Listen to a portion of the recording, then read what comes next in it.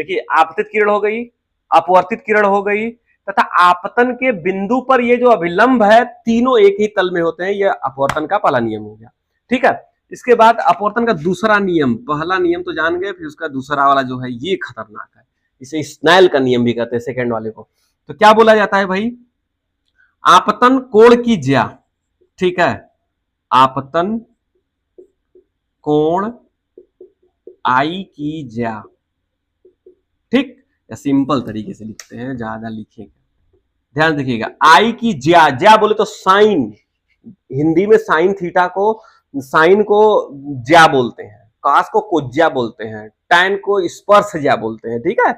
देखिए तो आपतन कोण आई है, इसका साइन ले लीजिए, ठीक, आपतन कोण की ज्या,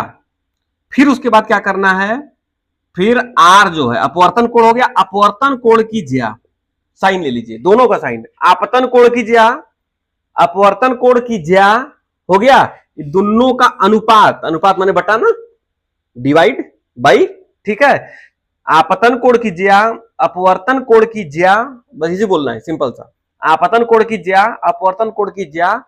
का अनुपात, ये बटा को क्या बोलते हैं, अनुपात, रेशियो, ठीक है ना, का अनुपात एक नियतांक होता है।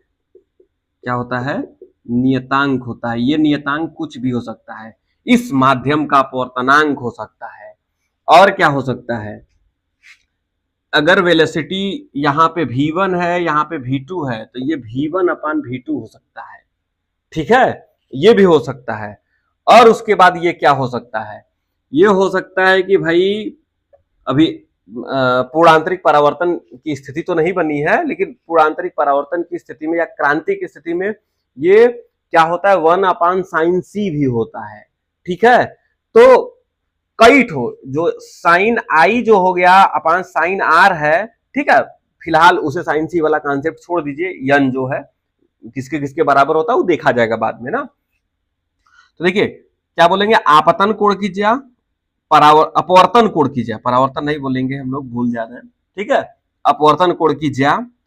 का अनुपात एक क्या होता है भाई, नियतांक होता है, जिसे माध्यम का अपवर्तनांक यन या म्यू भी कहते हैं। ठीक है, और ये